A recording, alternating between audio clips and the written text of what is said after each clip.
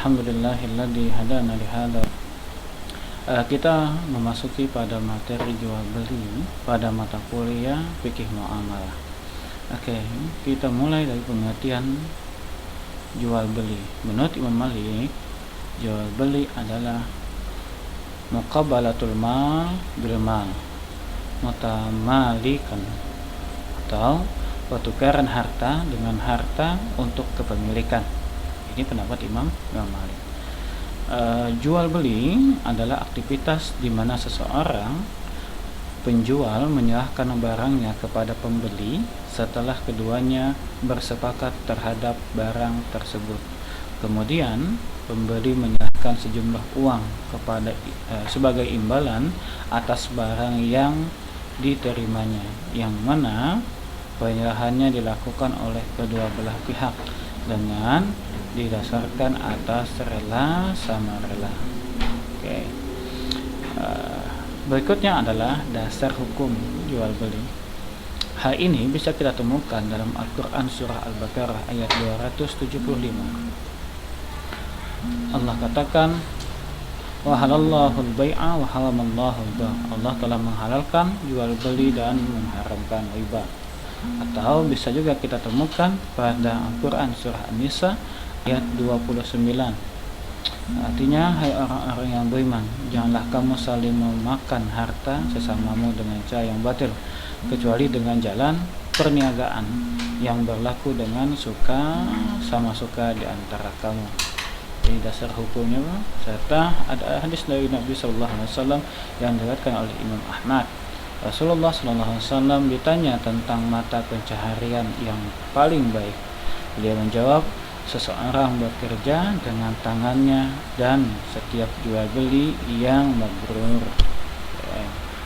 Hukum jual beli.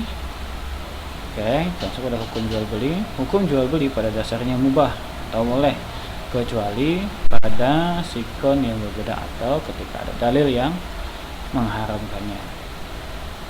Misal ia menjadi wajib ketika terjadi praktek ihtikar atau penimbunan barang sehingga stok hilang dari pasar dan harga melonjak naik.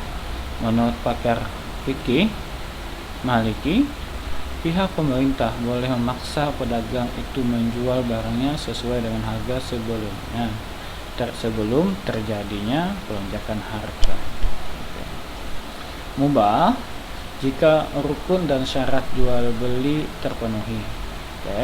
Sunnah, jual beli kepada sahabat atau famili dikasihi dan kepada orang yang sangat berhajat kepada barang itu.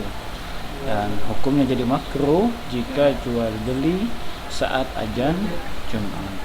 Dan hukumnya menjadi haram jika jual beli itu rukun dan syaratnya tidak terpenuhi.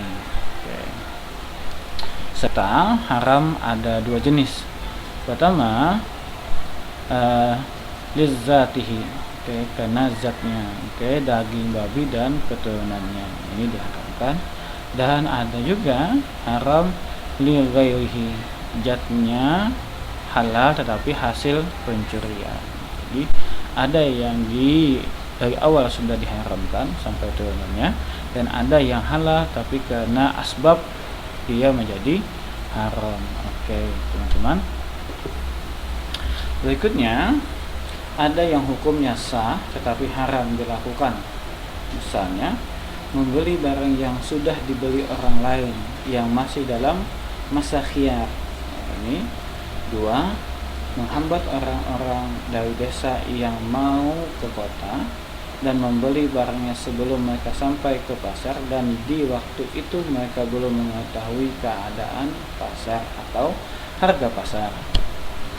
Yang ketiga, jual beli mengicuh.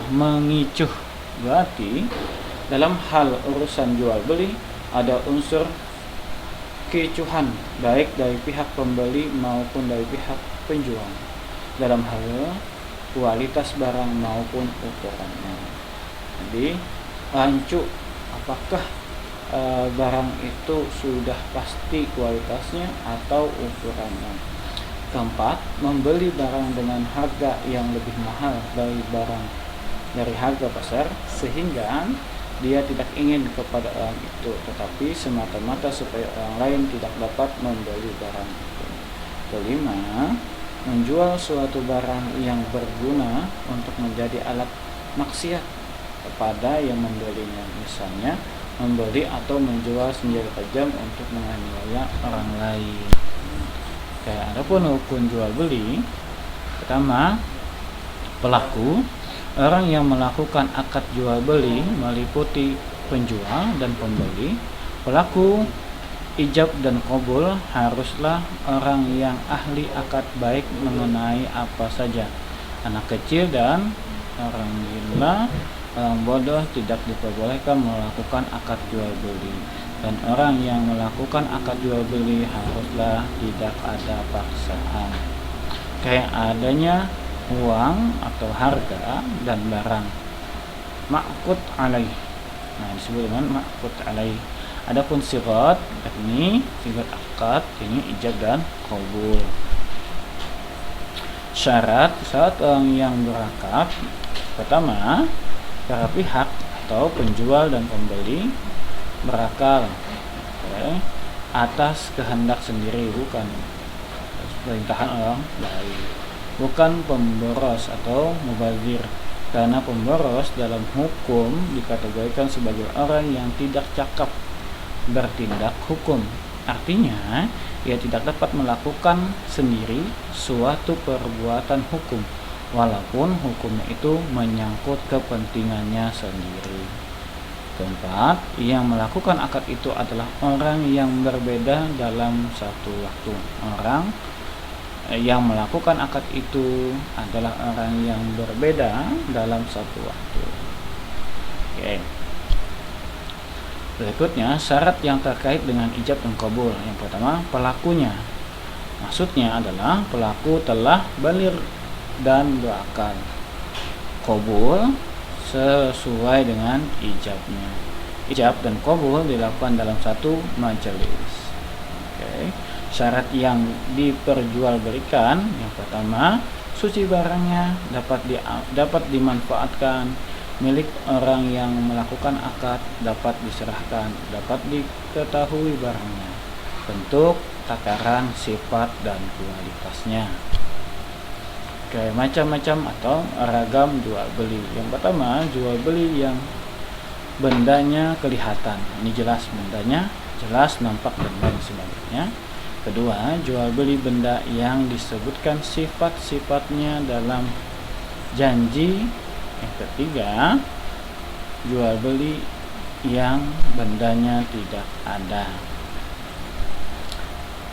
Oke, ini pembahasan kita tentang jual beli. Oke, mudah-mudahan materi yang singkat ini memberikan pemahaman bagi kita. Saya ucapkan terima kasih dan mudah-mudahan materi ini bermanfaat bagi kita. Akhir dawana alhamdulillahirabbil alamin. Wassalamualaikum warahmatullahi wabarakatuh.